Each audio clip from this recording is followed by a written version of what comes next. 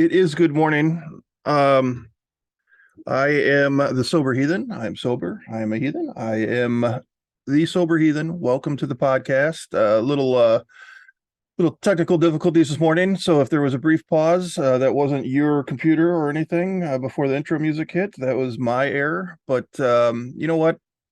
Things happen, and this is going to be a good one. I got to wake up this morning to Thor banging away on his hammer. Lots of thunder. Um, Feels like spring is here. So very excited to wake up that way. I love me some thunder. So today we have a guest. He hosts the Sober Dad podcast. His name is Jon. Jon, welcome to the Sober Heathen podcast. How are we doing this morning? And tell us where you're from and a little bit about yourself. Yeah, thanks for having me. My name is Jon Skillman, and like you said, I host the Sober Dad podcast. And it's a good morning so far.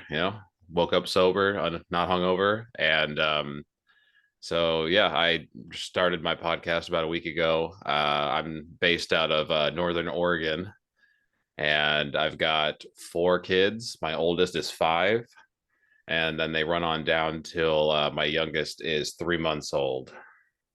Well, that's congratulations. Quite a handful. Yeah. Oh, yeah. And I didn't mention, probably goes with the name, but I'm a stay-at-home dad. I quit my desk job when my oldest was born. I put my wife through veterinary school. I met her right when she graduated from undergrad, and then I put her through her graduate school. And when it came time to have kids, it made more sense for her to go to work and for me to stay home because she was going to be making a lot more money than me, and childcare is expensive. Yes, sir. Oh man, it is a nightmare. I totally feel you. I had twin boys and trying to search around to find something, even with both of us working at the time was quite the challenge. So I totally get it, man, for sure. So how long you got in sobriety, man? I think today is day 82.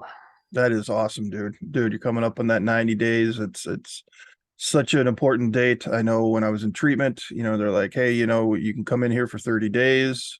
The success rate is this, 60 days, it's this. But when you hit that 90-day mark, it was something like 67%, 60 to 70%, somewhere in that range of your chances of being in recovery and staying in recovery. So congratulations on 82 days, man. So uh, go ahead and tell us a little bit, what it was like, what happened, and what it's like now. All right. So early life, pretty unremarkable drinking career. Had my first drink at like 8 years old at a wedding. Oh, My wow. uncle was playing bartender, and I asked for apple cider, and he gave me champagne. And at first I tried it, and I was like, "Oh, this is gross," but I was kind of curious, so I drank it. And then I went back and asked for another apple cider to see what would happen, and I got another champagne. After the second one, I kind of started feeling weird and kind of guilty. Actually, I had that guilt from my first drink initially. So then not a whole lot to tell through high school. I got, like, my senior year, I got suspended off the swim team right before state qualifiers because I there was pictures on the internet on this cool brand new website called Facebook that yeah, so I got in trouble there because I was at a party where there was pictures. And not a whole lot to tell after that. I turned 21 and then started drinking a little more regularly, but it was still not a big deal. It really wasn't until I met my wife, and 6 months later we were married because she was leaving the country for school, and I was like, well, I'm just going to go with her, so let's get married. And we lived the next 3.5 years in the Caribbean, Oh, and that's where wow. my drinking, yeah, that's where it was beautiful. But alcohol is very cheap and very easy to come, to find. It's everywhere there. So that's where my drinking kind of really took off. I was working remotely on my computer, um, to pay for school and everything. And that's where I started day drinking because, like, she was gone all day. So I would just walk down to the local convenience store and, buy a 6 pack of whatever the local beer was. It tasted like piss. It was pretty, Sure. but I got the job done. But I was able to, like, couldn't like to mask it, and even then that's when I started being secretive. But I very seldom got drunk. I would just drink a six pack or whatever while she was at work, and it was all fine. There was no questions asked. But early on in Grenada, when we would hang out together and drink together, that's when we started actually having like fights, like, you know, verbal arguments. Because before that, I was a very happy drinker. And for, I think maybe there's stress, I'm not sure what it was, but something changed to where we'd start getting in like fights. And it was pretty frequent when we were both drink together. So then I was like, well, maybe we just can't drink together. So I just drink alone. And that lasted all the way through those 3.5 years. And then we moved back to the States for her last year of school. And my drinking kind of slowed down a bit. I actually had an in-person job again. So I would still, it was kind of a split shift. I'd wake up early in the morning, go to work, do the thing, come home and work my second job on my computer. And then I would have a few drinks and then go back to work. But that's when it started getting a little like, it was less frequent, but sometimes I would be a little drunk and go to work in the evenings drunk, or I would be way too hungover to go to work. So I would call in sick. And fast forward through that year, my daughter was born, and I actually took like a month or two off of drinking. I thought I could, you know, stop. I was like, oh, it's a good excuse to stop. I'm gonna be the stay-at-home dad now. And I'm not really sure how I justified it or anything, but then I just one day started drinking again at home. And that continued for a little over 5 years with me trying to stop here and there. But then it got to the point where I couldn't hide that I was drinking as well anymore. My wife would come home and I'd be obviously drunk. I don't know if it's the IPAs or what it is, but it's a lot different than the Caribbean beer. The alcohol content's higher, and it took a lot less to get me to that point. And I think just at a certain point, I had a higher tolerance, but also I was not as capable of gauging how much alcohol would get me, because like my goal was to drink, get drunk, and then sober up before my wife got home. Bingo. Yeah, but it didn't work that way. And so I spent those 5 years gaslighting her and lying to her, telling her that, you know, it was anything but alcohol, because she would come home and be like, are you drunk? No. And I mean, and every now and then she'd actually catch me with alcohol. She'd catch me, like she came home one time and I was, you know, I was asleep on the couch, or, you know, the worst time I was passed out on the floor in the bathroom because I went in there to try to purge because I was like, I'm too drunk. And luckily, my kids were just watching TV, and I was only asleep. When I pieced it together, I was only asleep for about half an hour. And you know, that was a wake up call. At least I thought it was. I used that as an excuse to try to get sober. That lasted a few weeks. I always had, you know, some kind of excuse, some kind of reason.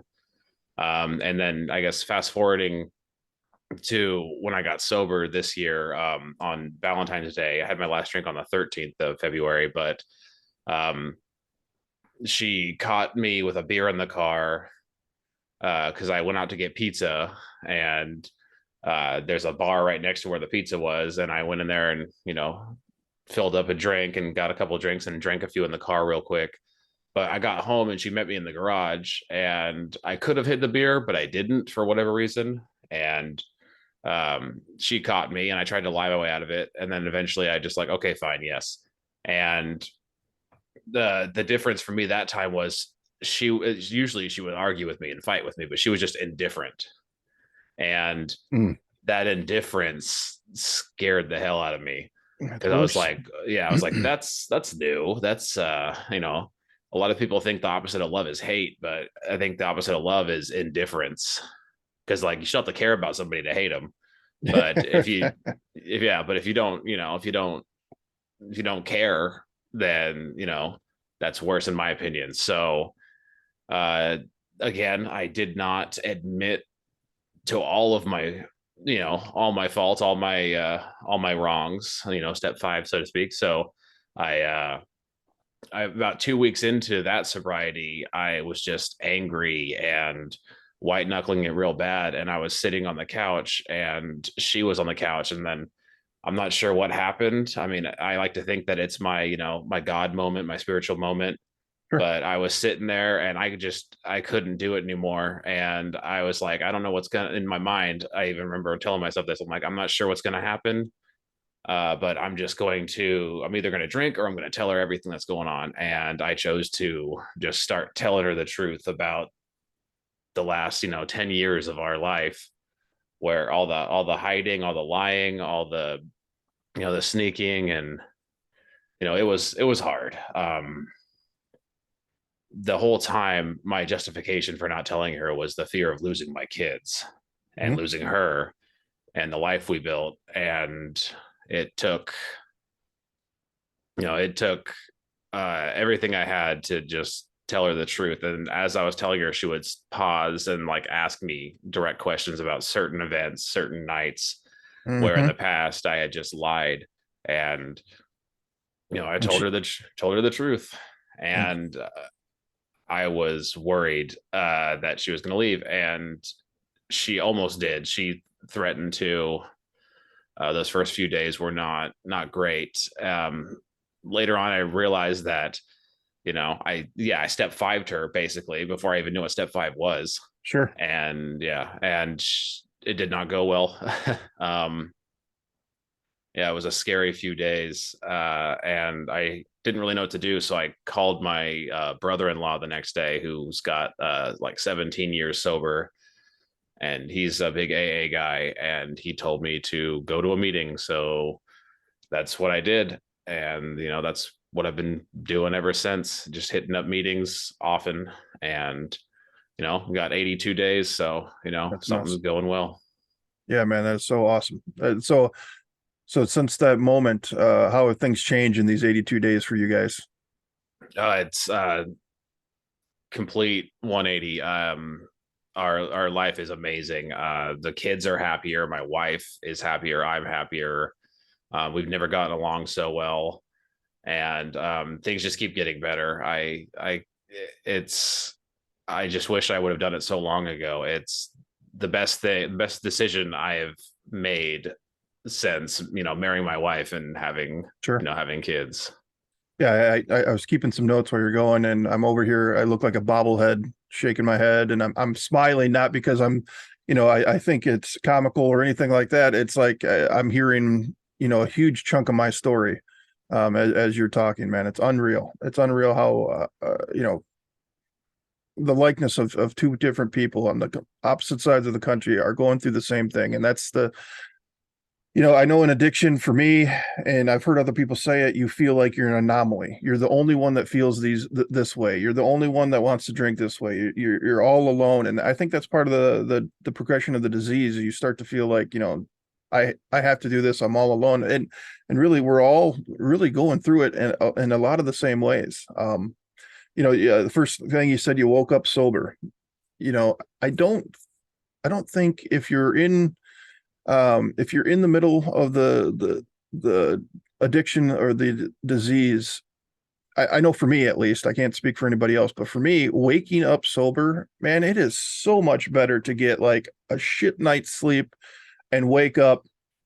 It still feels so much better than to wake up feeling like crap. You know what I mean? Like I can't even fathom like how I did it. I was for a long time, and you talked about this too. I was going to work after drinking, a fifth or more a night, and fighting through all that crap. I don't know how you do it. So I mean, yeah, I wanted to throw in there too. You had mentioned Facebook, this thing called Facebook, and maybe I'm a little bit older than you, but the MySpace was my gig when I first started drinking.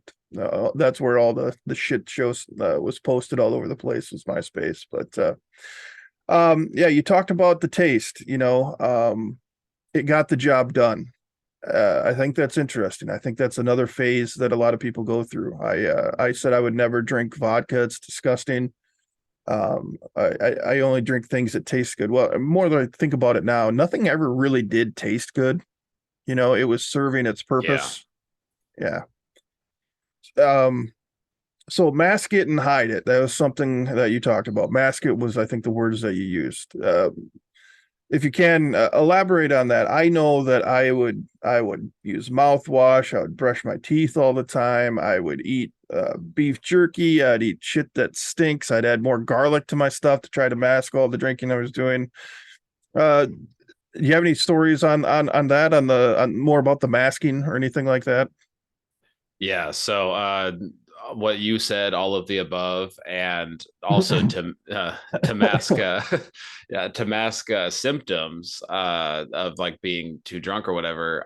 Because I was always on the clock. I was always checking the clock, watching the clock. I got X amount of time before my wife gets home, and then sometimes when Mm, I felt that I was too drunk, on top of a high regimen of water and yeah, mouthwash and things like that, to get rid of the physical symptoms, I would oftentimes I would purge. I would go into the mm. bathroom, stick my finger down my throat, and try to, you know, get as much of it out of my body as I could. And sometimes it worked, and sometimes it didn't. And just to throw back to the hangover thing that you were talking about earlier too. Yeah, I used to be the first one asleep and the last one out of bed, and my kids would come in the room at early hours and be like, daddy, blah blah blah, and I'd be like, get out, and just not wanting to anything to do with the world. And I was grumpy in the mornings. And now, yeah, I went to bed at after midnight last night because my 1 year old, he took a very late nap, and I went to bed after midnight and woke up at 4:30, and I feel great. It's so much better in every way. Yeah, your body is just going through so much, and it's really hard to. You're not thinking about that. You know, um, the damage that that thing is doing. Man, you just said something else too, and if I don't write this crap down, um, another thing that I wrote on here, you said the fighting and the arguing. Clearly, that has gotten better. I know that with my ex fiance, we never had an argument ever, unless it was drinking. You know what I mean? Um, oh yeah, I was going to mention you were talking about purging. One of my genius ideas was when she'd get up and leave to take her son to school at 7:30 in the morning. I was like, I'll just drink as soon as she leaves. That way, I can get good and drunk, and then I can fall asleep, and I'll be fine by the time she gets home. I mean, just brilliant plan. So with the argument that was happening, how much, and even in these 82 days, I remember what it was. So in these first 82 days, okay, I'll give you an example. This yesterday or Friday night, I spent the night with my ex fiance, and we got to spend some time together. We're rebuilding, we're working on things, rebuilding that trust and whatnot. And there was a situation. She went outside to do some things around the yard, and I had stayed inside. I was doing some Twitter stuff, and we talked about it on the way home, and she was like having a little bit of flashbacks. Like it was always her outside doing stuff in the yard and me inside laying on the couch or not doing anything because I was hungover and not helping. In these 82 days or whatever, have you experienced anything like that? I mean, how is it, because there's a little I don't know if PSD, I don't like using that term, but is there any residuals going on right now with your wife about, like, you know how's the suspicion? Let's put it that way. How's the suspicion in these 82 days so far? Yeah, so we're in a unique position where she was actually on maternity leave for the first, you know, she was on maternity leave for 3 months. So Oh, um, my daughter was born on January 26th, and then I got sober on the 13th of February. So she was home the entire time. So her suspicion at first, I'd be like, okay, I'm gonna go to the store. We need this stuff, and she wanted to see receipts from the store and mm, things like that. Typical things like that. And she would ask me, how are things, like, how'd it go, and blah blah blah. And there would be a lot of questions. She doesn't do that so much anymore. She actually, I didn't include this earlier, but she's been going to Al-Anon meetings, and awesome. Yeah, and at first that it didn't seem like it was helping. She'd come home in a worse mood than when she left because she was hearing all the other people's stories, but then it seems that and then I realized it wasn't really like anger that she had, but it was like sadness. Like Yeah, she's a very empathetic person, and she was sad for the other people's stories. And um I hate to use the word fortunate, but as far as things go, it was a pretty high bottom. uh for I have a high bottom in comparison to other people, but sure.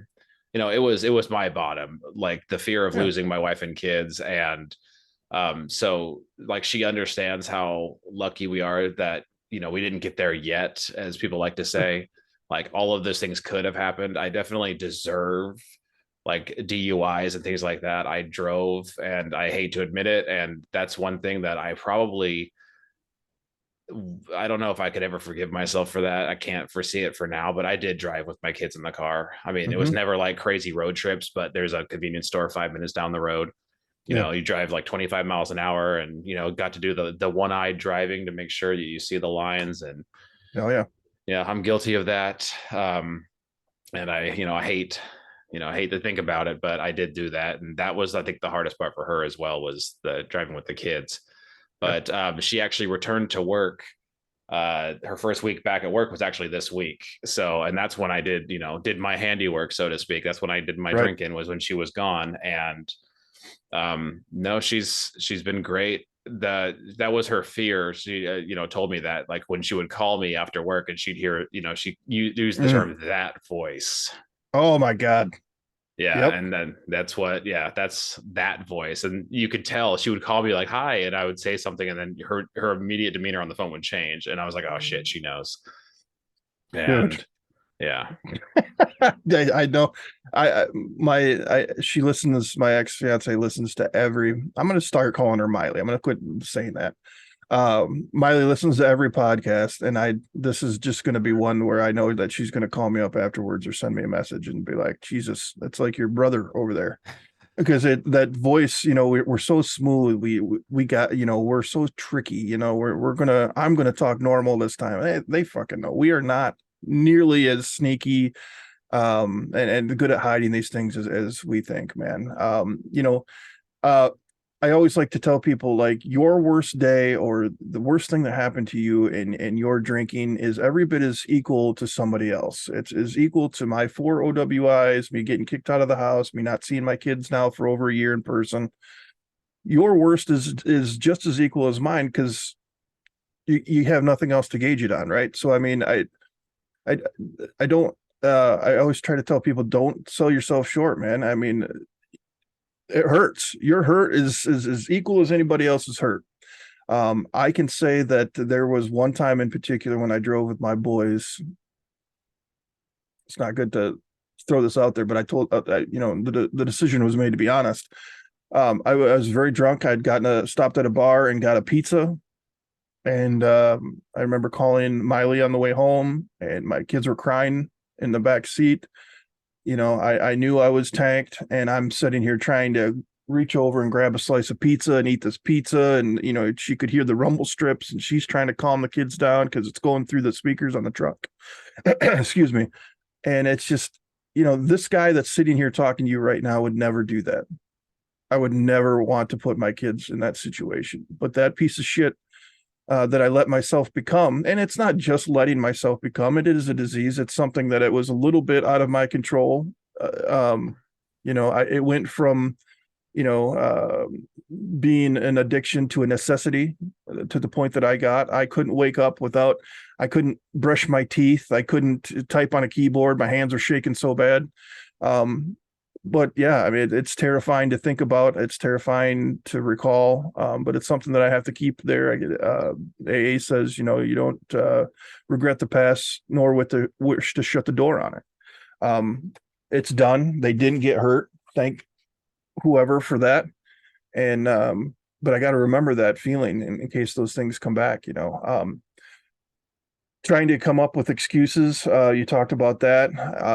I totally relate. I mean, I created a whole scenario. I purposely walked down the hallway and fell as hard as I could in the hallway and made up a bullshit story about tripping over a cat. And that led to all kinds of scans on my head and blood work and all this stuff. And I kept it going, dude. I got up one day, it like worked. Like I was like, oh yeah, she's feeling bad for me now. I got it. I got a dicked here. So I got up one day in my underwear, put my work boots on and my hat on, and she's like, Scott, what are you doing? I'm like, I'm going to work. You're in your underwear. And I just sat there and I created this, dude. I created this whole thing and I sat there and it's going to lead up to this very important part here. I think I did all that for the drink, man. And this is somebody that I love with my entire heart. I know that's hard for some people to comprehend. It's true. I love my children. I love them so much and I loved her so much. But I still did this because my mind was so fucked. And you said something, you made it, man, that is such, I could see it. I could see you sitting there with your wife and I can see you like, okay, I'm going for it. I'm just going to empty the cart of lies and throw it out there and let it happen. That is such a huge pivotal moment, man, because I remember when I finally came clean about everything, there were things that Miley knew I was lying about, and I finally came clean on it. The weight that lifted off my shoulders, even knowing what the results could be, the weight that was lifted was totally worth it, no matter what the repercussions were. Do you agree? Oh yeah, 100. Sorry, yeah, 100%. That feeling, I can't describe how freeing that was. Green, yeah. Yeah, I felt better immediately, and yeah, and I almost felt. Oh no, I didn't almost feel. I felt bad because she's crying, and I just, I did a little bit of crying when I was confessing all this, but I felt so good in the moment, Yeah, and I felt bad for feeling good because it was so freeing. And over here, she's crying and feeling so shitty, and I felt great, yeah, and I felt sad. It was a yeah, very mixed bag of emotions. yeah, for sure, man. But not waking up with that weight, it was so much fucking work. Yeah, I can tell that I'm really enjoying this conversation because I Yeah. start dropping F bombs.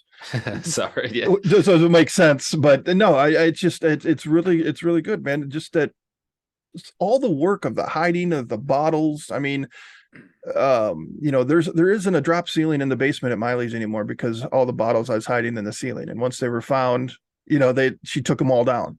But the work, the planning, and the work to hide it and the masking, oh my god, it's exhausting. It was a full-time job on top Yeah. of my full-time job. I was a master Tetris player in the trash can. I would layer things in the trash can.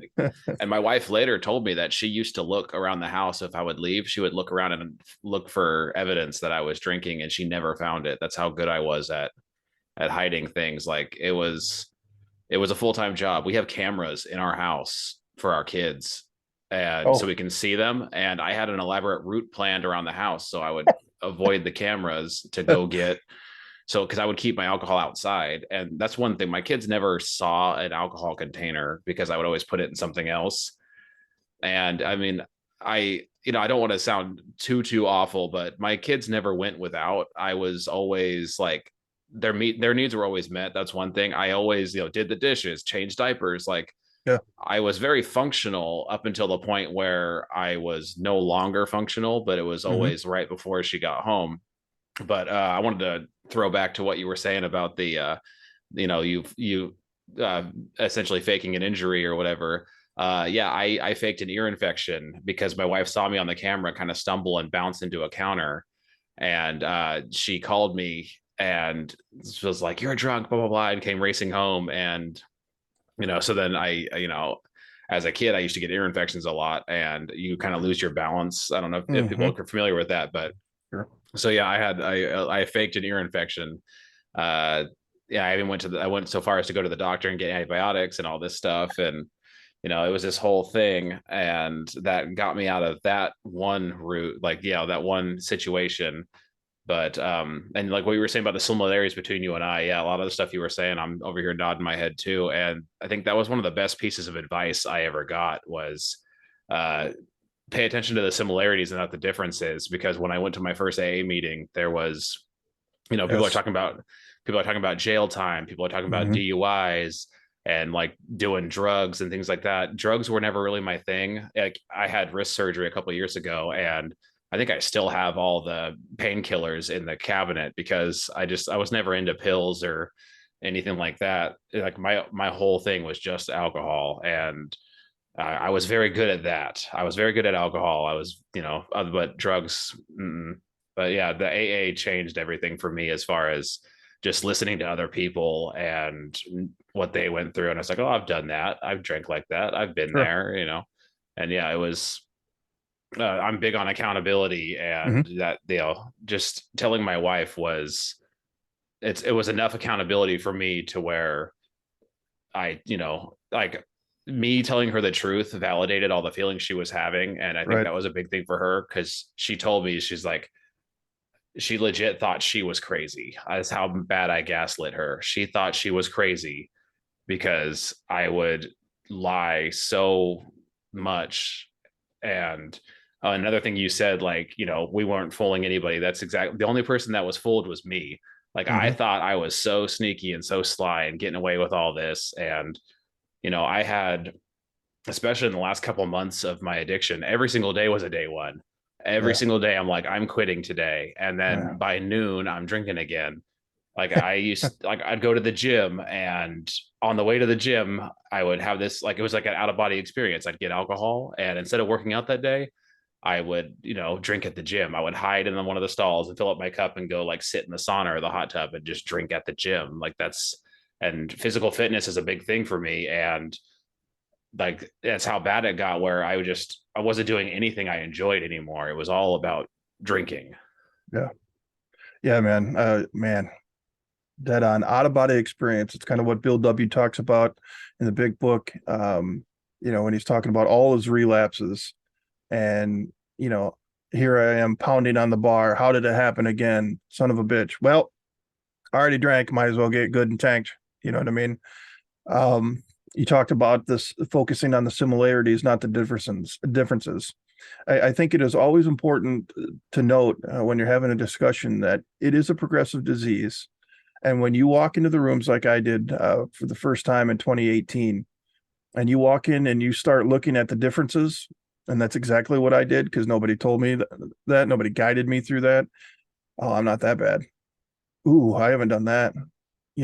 All the things that I'd never done back in 2018, I've now done tenfold. Now I'm now I would be the guy that would be coming in there and sharing some of these things, and the newcomer is going to be like, God dang, I'm glad I don't have 4 OWIs. I'm glad I haven't spent months in jail. All those things will happen if you focus on that because it is a progressive disease, and it's progressive from when you start. I had some sobriety because I was in 2018. I was on probation, and I had some sobriety there. And then it's the day that the ankle bracelet came off, I had bought a 24 pack of Miller Lite, and I that night I had my kids, and I was passed out in my bed, and they called their mom, and she came with the cops, and she took them home.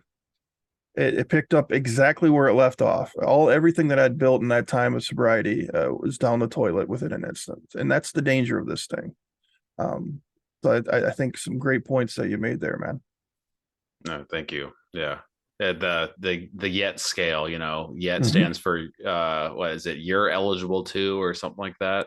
Yeah, Yeah. yeah, it's coming. It's coming. If it's a problem, and you've made the decision, and you can recognize, you did the test, Bill W's test, go out and have a drink and then stop and see if you can continue that pace.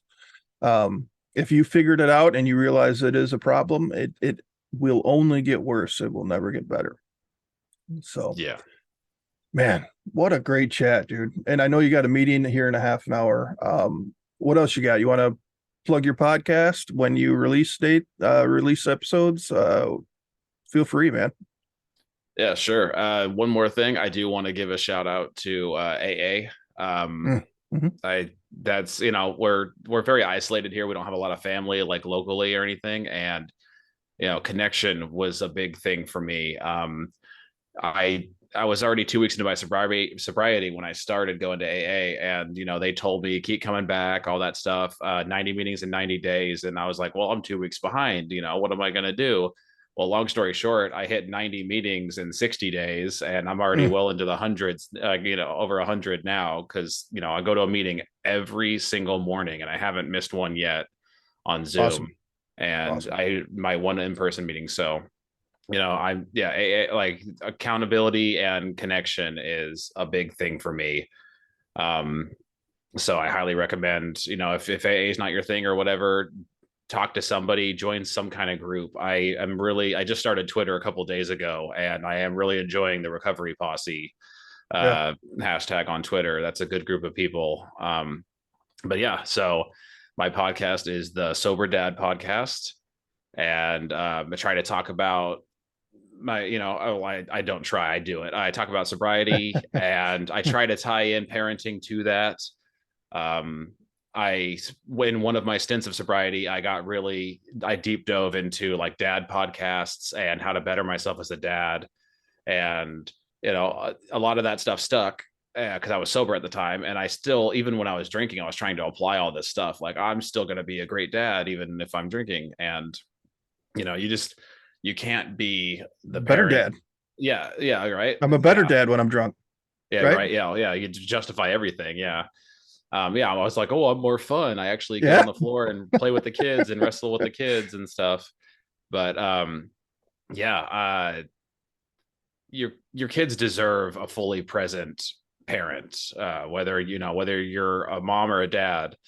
I am able to do so much more for my kids now.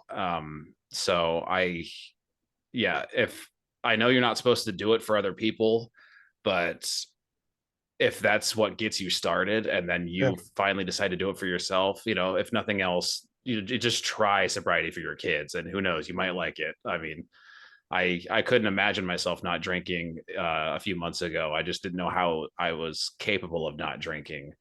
Yeah. And so yeah, so on the podcast, I usually pick a topic and talk about how that relates to sobriety, and then I tie in parenting to that. And I wanted to I'm planning on doing interviews in the near future. I've got a couple people that I'm talking to lined up. That hasn't happened yet. And as far as a schedule goes, I kind of just do it whenever I feel like it. I mean, Perfect. I've committed myself to at least one a week. I mean, I just launched on Monday, and I have 4 episodes, and I've got, I'm working on like a Mother's Day episode. That's going to be like a bonus episode. I got, my kids involved with that. So that's going to be fun. Awesome. Um, yeah. So I just, at least one a week. There's not really a time frame. They're mostly about 20 minutes for now. I just kind of get in here in the morning when everyone's still asleep and try to jump on and record. And I like your style as well, the not editing. I edit as little as possible if I can help it, just for time's sake, for one, and for two, it just feels more authentic to just sit down in front of the mic and just start talking and see where it goes. So yeah, Yeah. the Sober Dad podcast.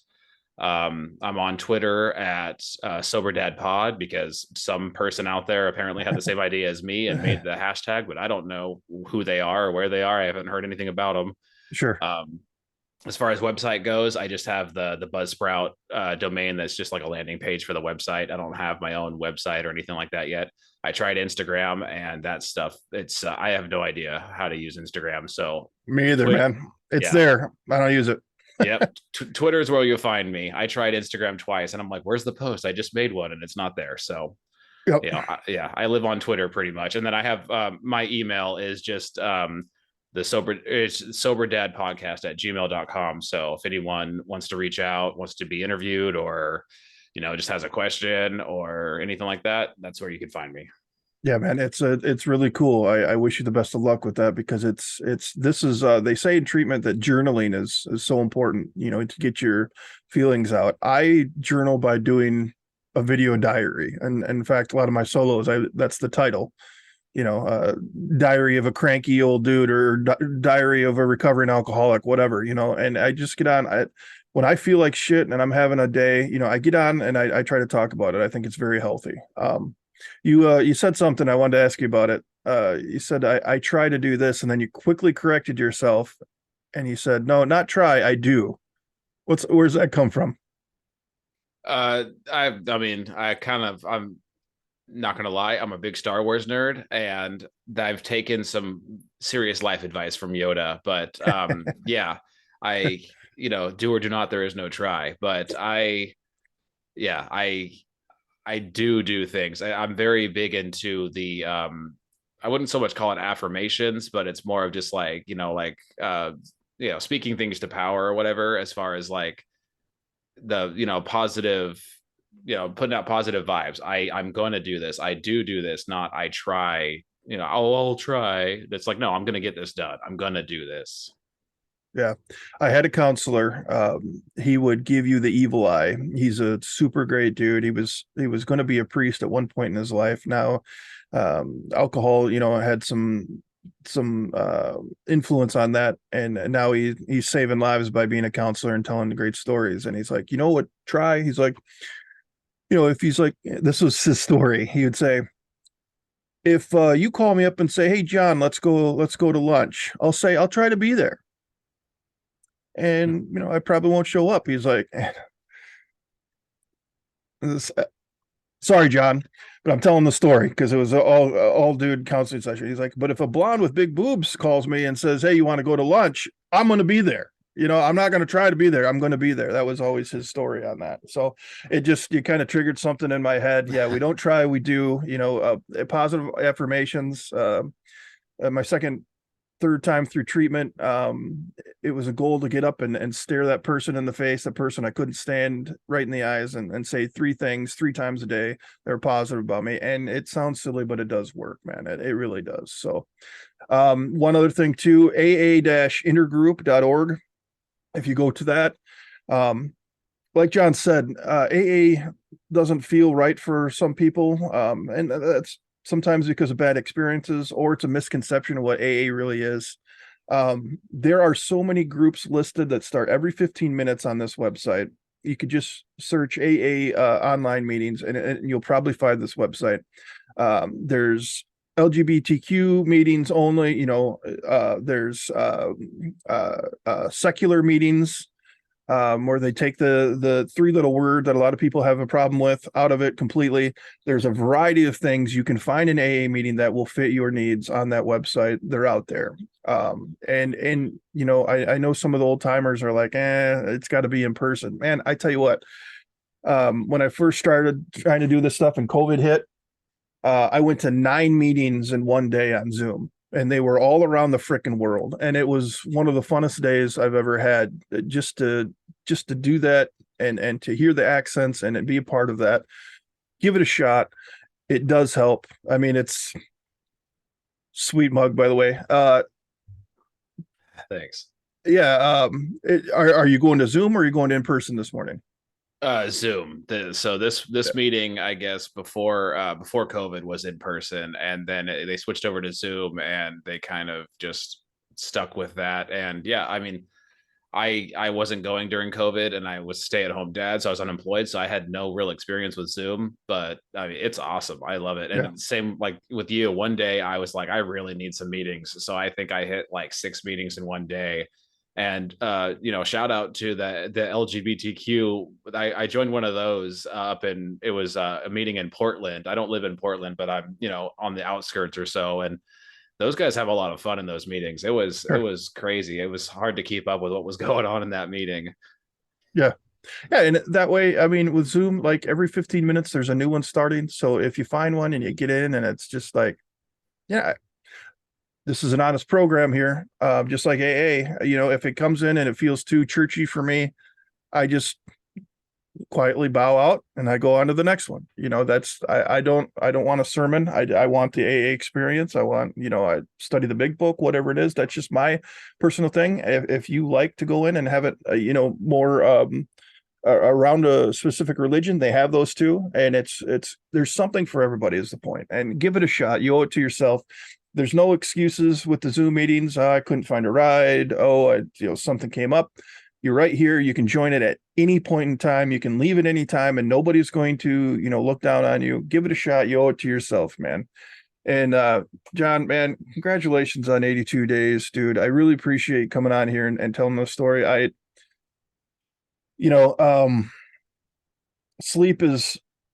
I'm here in 4 days. I'll have 8 months, and I got Nice. to a point where sleep was like I could just lay down and go to sleep just like that, and it was the best sleep I've had. Now all of a sudden something is happening, and I can't fall asleep. I toss and turn, and so I snooze the alarm so many times this morning. I'm like, I can't do this. I can't do this. I got to get up. I got to try to get ready for this thing. Um, but after having a talk with you, man, and hearing your story, it's rejuvenated me. I'm ready to go for the day. Got a Twitter live here at noon with Rich S, and then another podcast later today to be recorded. So thank you for coming on, man. It's you're going to help somebody out. It's a lot of timing, but somebody's going to listen to this thing and they're going to relate to your story. And I think for me in this podcast, I don't care the length of your sobriety. If you're working on your recovery, and I have people on, man, at 82 days, sometimes some AA speakers or meetings, they won't let you have speak until you have 6 months or a year. I want to hear the people that are in it and it's fresh, because I'll be honest with you. One of my biggest fears is like when I get like a couple years, 2, 3 years down the road, is that voice going to sneak back in and say, "Hey, you did it. You got a couple years in here." And I forget, you know, all the crap that is hanging in my head right now that's keeping me sober. It's that's kind of a fear for mine. So I a fear of mine. And I really appreciate people that are willing early on in sobriety. I think one day is amazing. So 82 days isn't early for me. I think you are deep in it. And it sounds like you got a great start, man. And I'm so happy to hear it. Um, I also like to have people on the Al Anon side of it too, man. I think their stories are so important. When you have a significant other that has dealt with your crap, to go and be able to have a source to hear that the similarities and differences and be able to hear that. Give her a big hug for doing that, dude. I mean, that is so huge for her to be willing to do that, not only for your relationship, but for herself. So high five Yeah. to her for attending those meetings, man. They are so helpful. Yeah, no, my wife is the best person I know, and I tell her that all the time. And I am very blessed to have her in my life. And yeah, I highly recommend Al-Anon to anyone out there who has put up with the same kind of shit that my wife had to put up with. Yeah, well, there we sometimes we're very lucky, some of us jackasses, but now that we can appreciate it, right, with a clear mind, as a sober mind, we can appreciate it and we can let them know how much they mean to us. Yeah, So every I'm day. Yeah, dude, I am so happy for you, man. Thank you so much for coming on this thing. And check back in a little bit and we'll see how it's going. Yeah, thanks for having me. And hopefully I'll make that Twitter Spaces thing today. I'll see what Awesome. happens. I hope so, man. All right, well, take care, buddy. All right, bye. See you, Jon.